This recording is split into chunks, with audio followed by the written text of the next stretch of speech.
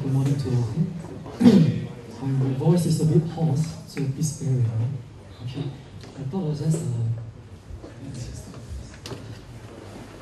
just introduce myself. My name is Richard. I'm a medical doctor. And I thought I'd just share some thoughts of my life. My pleasure to be invited by Prof. And hopefully we can be thinking about how as you pursue this department of training to become dental surgeons, thinking about other things as well. Well, since young, the typical product of what today's society is, right? Relatively successful product of what society requires. And from young, I've been born to a below average family, and I was told by the media, people around me, that happiness is about success. And then success is about being wealthy. Okay. And with this mindset, I've always been extremely competitive since I was young. Not only do I need to get to the top school, I need to have success in all fields. Uniform groups, track, everything. I needed to get trophies, I needed to be successful, I needed to have Colours Award, National Colours Award, everything. Okay. So I was highly competitive since very young. And I went on to medical school, graduated as a doctor. Some of you may know that within the medical faculty, ophthalmology is one of the most highly sought after specialty. So I went after that as well. I was given a traineeship in ophthalmology. I was also given a research scholarship by NUS to develop lasers to treat the eye. So, in the process, I was given 2 patents, one for the medical devices, and the other for the lasers on the eye. And you know what? All this academic achievement didn't bring me any wealth. Alright. So once I completed my bond with MOH, I decided it's just taking too long. You know, the training in eye surgery is just taking too long. And there's a lot of money to be made in the private sector. If you're aware, the last few years, there was this rise in aesthetic medicine. You know, tons of money to be made there. So I decided, well, enough of staying in the institution. It's time to leave. So I quit my training halfway, and I went on to set up my aesthetic clinic in town together with my day surgery. The irony is that people do not make heroes out of the average GP, family physician. They don't. Right? They make heroes out of people who are rich and famous. So people who are willing, they are not happy to pay $30 to see a GP. The same person has no qualms paying $10,000 for liposuction, $15,000 for breast augmentation, and so on and so forth. Right? So it's a no-brainer, isn't it? Why would I want to become a GP? Become an aesthetic physician. So instead of healing the sick and the ill, I decided that I become a glorified beautician. Alright? So business was good, very good. You know, it started off just waiting time for 1 week, then became 3 weeks, then 1 month, then 2 months, then 3 months. You know, I was overwhelmed. There's just too many patients.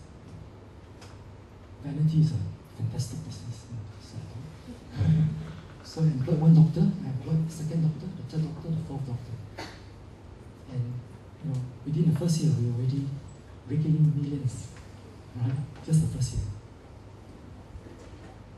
But never is enough, because you know, I was so obsessed with it. I started to expand into Indonesia. We get all the rich Indonesian Thais, okay, where they wouldn't blink an eye just to have a procedure done. So life was really good. So what do I do with this spare cash? How do I spend my weekends? Well, typically, I have car club gatherings. I take out my check car. Just spare cash about myself, check car. We have car club gatherings. I go up to Sabang in Malaysia. We go car racing. Okay, and that was my life. With the other spare cash, what did I do? I get myself a Ferrari. Okay, at that time, the 458 wasn't out. It's just only a Spider convertible. Okay, 430. Next please. Next please. Next please. This is a friend of mine, my schoolmate. He was a forex trader, a banker. So he got the red one. He was putting it down for the red one. I was getting the grey one. Okay. Okay, next. So what do you do next after you get a car? It's time to buy a house, to build our own bungalows. Okay, next. So we go around getting a GCB. We look for land to build our bungalows. We went around hunting. Next place. Okay. So how do I live my life? Well, beyond that, we have to mix around with the rich and famous, the beautiful. This is Miss Rachel Kam. She's one of Miss Universe. Next please. Next please. So we hang around with the beautiful, the rich and famous. Okay. Next please. This, by the way, is Ed Severin, he's the co-founder of Facebook. He's worth $2.6 billion. So that's how we spend our life. We're dining in all the restaurant, Michelin chefs, So I reached a point in life where I thought I had everything. So I arrived at the pinnacle of my career now. Next please. That's me, 1 year ago in the gym. Okay. And I thought I was like, everything under control, and reaching the pinnacle of who I am. Well, I was wrong. I didn't have everything under control. About last year, March, I started to develop backache in the middle of nowhere. I thought maybe it's because of all the heavy squats I was doing, So I went to SGH, saw my classmate and said, hey, can you do an MRI just to make sure it's not a slip disc or anything? And that evening, they called me out and said, hey, we found bone marrow replacement in your spine. I said, sorry, what does that mean? I mean, I know what it means. I couldn't accept it. I said, are you serious? I was still running around, I was still going to the gym and all. But we had more scans the next day, a PET scan, and positron electron scan, and we found out that actually I had a stage 4 terminal lung cancer. I was like, whoa, where did that come from? It's already spread to the brain, to the spine, to the liver, to the adrenals. And one moment I was there, totally thinking that I have everything under control, that I reached the pinnacle of my life. But the next moment, I kind of just lost it. Next one, please. This is the CT scan of the lungs itself. If you look at it, every single dot there is a tumor. We call this Milliris or Milliris tumor. And in fact, I have tens of thousands of them in the lungs. So I was told, even with chemotherapy, that we have about 3 to 4 months at most. Did my life come crashing down? Of course it did. Probably. I went to depression, of course, severe depression. And I thought I had everything. See, the irony is that all these things that I had, all the success, trophies, my cars, my house and all, I thought that brought me happiness. But I was feeling really down, in a severe depression, having all this thought of my possessions, it brought me no joy at all. The thought of, I can hug my Ferrari to sleep, no, it's not going to happen. It brought not a single comfort during my last 10 months, having all these thoughts. And I thought they were true happiness, but it wasn't. What really brought me joy first in the last 10 months was interaction with people, with my loved ones, friends, people who genuinely care about me. They laugh and cry with me.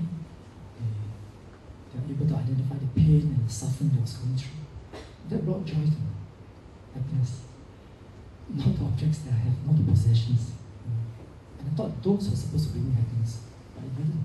Because if it did, I would have felt happy thinking about it during when I was feeling most down. You know, the classical Chinese New Year is coming up. In the past, what do? Well, I will usually drive my flashy car to meet the rounds, visit my relatives, to show it off to my friends. And I thought there was joy, you know. That was real joy, but do you really think that my relatives and friends, or some of them having difficulty trying to make ends meet, that they truly share the joy with me, seeing me driving my flashy car and showing off to them? No way. They won't be sharing joy with me. They'll be having problems making ends meet, taking public transport. In fact, I think what I've done is more like, you know, making them envious, jealous of what I have. In fact, sometimes even hatred. Those are what I call objects of envy. You know, I have them, I show it off to them, and I feel I can feed my own pride and ego. Alright? It didn't bring any joy to these people, to my friends and my relatives. And I thought they were real joy. Well, let me just share another story with you. You know, when I was about your age, staying in King Edward VII Hall, I had this friend who was, I thought, strange. Her name is Jennifer. We're still good friends. And as I walk along the path, if she sees a snail, she would actually pick up the snail and put it along in a grass patch. I was like, why do you need to do that? You know, why dirty your hands? It's just a snail. But the truth is, she could feel for the snail. The thought of being crushed to death is real to her. But to me, it's just a snail. If you can't get out of the pathway of humans, then you deserve to be crushed. It's part of evolution, isn't it? What an irony, isn't it? Then I was being trained as a doctor to be compassionate, to be able to empathize, but I couldn't. As a house officer, I graduated from medical school, posted to the oncology department in Cambridge. And every day, every other day, I witnessed death in the cancer department. And you know, I see how they suffered, I see all the pain that they went through, I see all the morphine that they press every few minutes just to relieve the pain. I see them struggling with their oxygen, taking their last breath and all. But it was just a job. You know, I went to clinic every day, to the wards every day, take blood, give them medication. But was the patient real to me? They weren't real to me. You know, it's just a job. I do it, I get out of the ward, I can't wait to go back home to do my own stuff. Was the pain, was the suffering that the patients went through real? No. Of course, I know all the medical things to describe how they feel, all the suffering they went through. But in truth, I do not know how they feel. Okay. Not until when I became the patient. Because I tell you now, I truly understand how they feel. Okay? And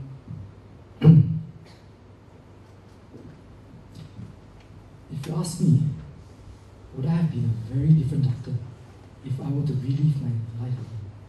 Now, okay, I can tell you yes, I will. Because I truly understand how the patient feels now. Right? And sometimes, you know, I have to learn it the hard way. Even as you start just your first year, you know, to become, not this journey to become dental surgeons, let me just challenge you on 2 fronts.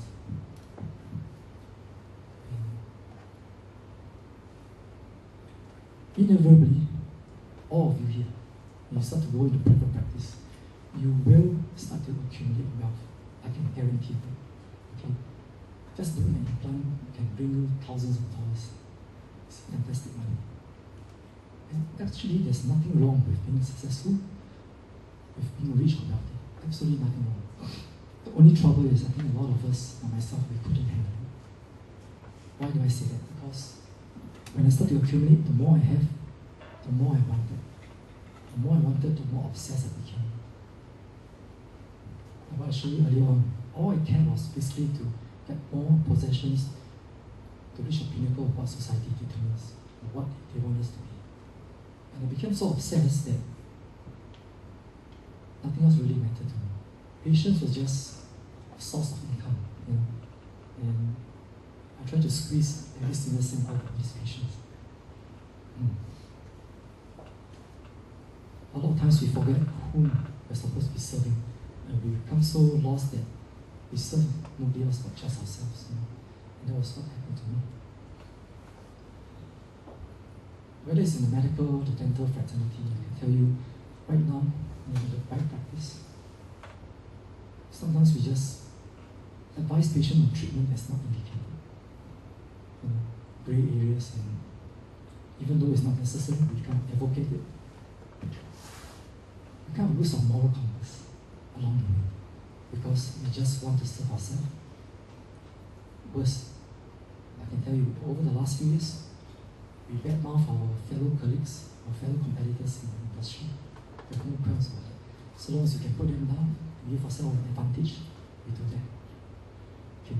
And that's what's happening right now. Medical, dental, everywhere. My challenge to you is to not to lose that moral compass. Alright? I learned the hard way. I hope you never have to do that. Secondly, a lot of us will start to get numb to our patients as we start to practice. Even as we go to whether it's government hospitals, private practice. I can tell you when I was in the hospital, stacks of patients' folders. I can't wait to get rid of all these folders as soon as possible. I can't wait to get the patient out of my consultation room as soon as possible because there's just so many. Right? And that's a reality because it becomes a job, a very routine job, the OPD. And that's the sad part of it. Do I truly know how the patient feel back then? No, I don't. And the fears, the anxiety and all, do I truly understand what they are going through? I don't. Not until when this happens to me. And I think that's one of the biggest flaws in our system because we're being trained as healthcare providers, professionals, and yet we don't know how exactly they feel. I'm not asking you to get involved emotionally. I can do this professionally, but do we actually make a real effort to understand what they're going through, the pain, and all? Most of us won't. Right? I can assure you of that. So, don't lose it. Okay? My challenge to you is to always be able to put yourself in the patient's shoes. Right? Because the pain, the anxiety, the fear are very real. Even though it's not real to you, it's real to them. Right? So, don't lose it. And you know, right now, I'm in the midst of my 5th cycle of my chemotherapy. I can tell you it's a terrible feeling. Right? Chemotherapy is one of those things you don't wish even your enemies to go through because it's just suffering, lousy feeling, throwing up, you don't even know if you can retain your meals anymore. Terrible feeling. And even with whatever little energy now I have, I try to reach out to other cancer patients because I truly understand what pain and suffering is like. It's kind of a little too late and too little. Right? You guys have a bright future ahead of you. You have all the resource and energy. So I would think that I challenge you to go beyond your immediate patients. To understand that there are people out there who are truly in pain, truly in hardship. Don't get the idea that only poor people suffer. It's not true because a lot of these poor people, they don't have much in the first place. They're easily contented. For all you know, they're happier than you. Okay? But there are out there people who are suffering mentally, physically, hardship, emotionally, financially, and so on and so forth. And they are real. We choose to ignore them or we just don't want to know that they exist. So, do think about it. Right? Even as you go on to become professionals and mental surgeons and all. That you can reach out to these people who are in need. And whatever you do can make a large difference to them. I'm not at the receiving end, so I know how it feels like. Someone will genuinely care for me, encourage and all. It makes a lot of difference to me. But just okay, that's what happens after treatment. I had a treatment recently, but I'll leave this for another day. A lot of things happen along the way, and that's why I'm still able to talk to you today. Okay? Next one. I'll just end on with this quote here. It's from this book called Tuesdays with Morris. I don't know, some of you may have read it. Okay? That, everyone knows that they are going to die. Every one of us knows that. But the truth is, none of us believe it. Because if we did, we would do things differently. When I faced death, when I had to, I stripped myself off totally. And I focused only on what is essential. The irony is that a lot of times, only when we learn how to die, then we learn how to live. Okay. I know it sounds very morbid for this month. Okay. But it's the truth. That's what I went through.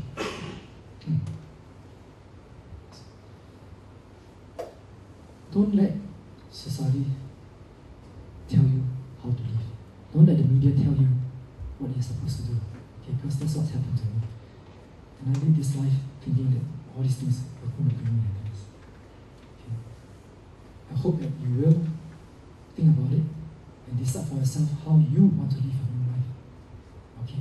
Not according to what other people tell you to do. And you have to decide whether you want to serve yourself, whether you want to make a difference in someone else's life. Right? Because true happiness won't come from serving yourself. I thought it was. Okay. But it didn't turn out that way. And with that, I thank you. If anything, any questions you have for me, please